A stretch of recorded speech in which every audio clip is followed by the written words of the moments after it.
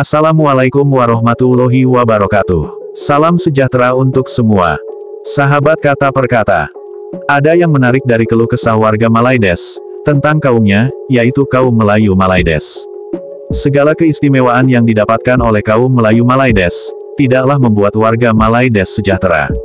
Walaupun segala-galanya kaum Melayu yang diutamakan, namun yang terjadi, kaum Melayu Malaides lah yang merasa seolah-olah tertindas oleh kaum-kaum lainnya, terutama dari para kaum China.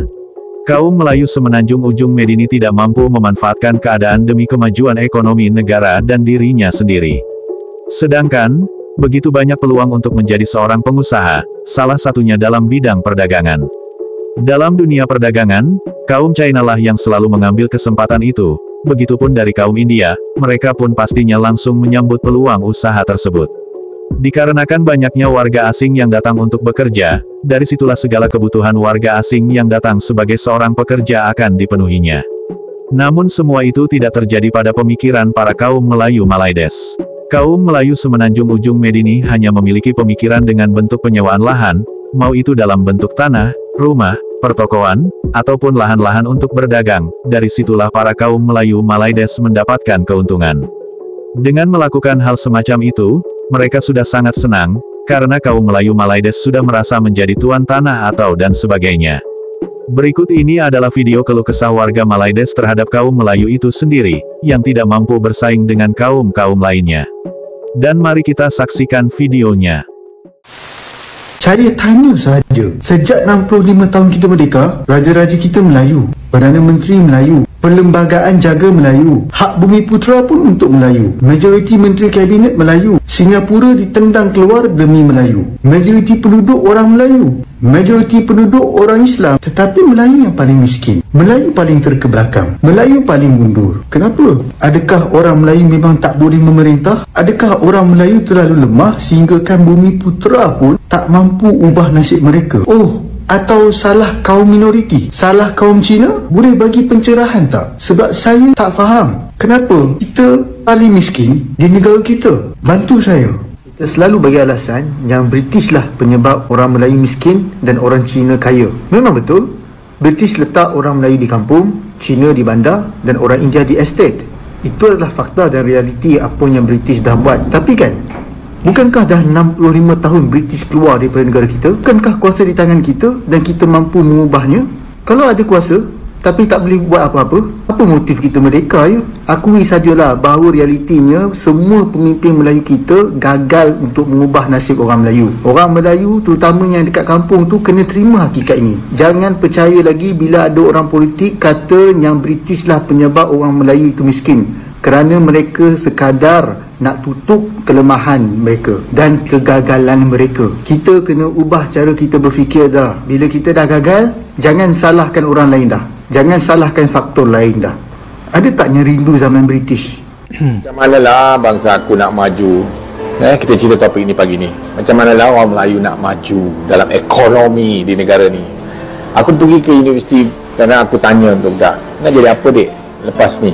Lepas belajar nak jadi apa? Oh, makan gaji, nak makan gaji, nak makan gaji, nak jadi cikgu, nak jadi pengarah, nak jadi paling tinggi pun nak jadi pengarah, paling tinggi pun nak jadi CEO lah kan. Makan gaji, yang belajar engineer pun nak makan gaji. Aku rasa dalam 10 kan, 9 lah semua makan gaji. Penat lah, penat. Kita tengok bangsa kita ni tak nampak peluang kejayaan tu dekat perniagaan. Tak nampak Cina jual kedai handphone pun boleh pakai Honda Civic, Honda Accord. Tak nampak pun keliling kita ni tengah conquer ataupun di limpah ruahkan dengan perniagaan. Tak nampak pun peluang-peluang yang begitu banyak tu dalam bidang perniagaan. Kenapa sempit sangat otak kita ni Nasib baiklah dia bukan pada anak-anak aku. Semua nak jadi businessman, businesswoman. Alhamdulillah. Jadi heran. Ni mungkin punca pada mak bapak lah. Aku rasa mak bapak ni, daripada mak bapak kepada atuk nenek, anak nenek, turun kepada bapak turun kepada anak-anak, cucu cicit kita semua, keturunan kita semua diajarkan makan gaji. Kenapa? Kerana perniagaan tu susah. Yang kau dengar tu yang jatuh je. Yang berjaya tu kau tak dengar. Kenapa kau tak dengar? Sebab kau tak nak kawan dengan dia orang. Sebab yang kau kawan ni yang fail, semua yang bungkus, lingkup. Yang bagus, berniaga, berjaya sampai 100 cawangan, kau dah mula undur diri, tak nak berkawan dengan dia orang. Kau tak nak dengar cerita dia berjaya. Dalam 10 apa orang kau jumpa, 1 nak jumpa yang berjaya Melayu pun susah, jadi maka kau tak dengar. Bukan bila kau kurang dengar, kau kena cari orang berjaya ni, kawan, supaya kita nak dengar vibe positif, vibe niaga, vibe ekonomi, supaya kita boleh serap secara tak langsung. Percayalah cakap aku, environment kau, kalau semua environment kau negatif, environment kau tidak berniaga, maka kau tak akan jadi berniaga. Melayu tak akan maju kalau masih nak makan gaji.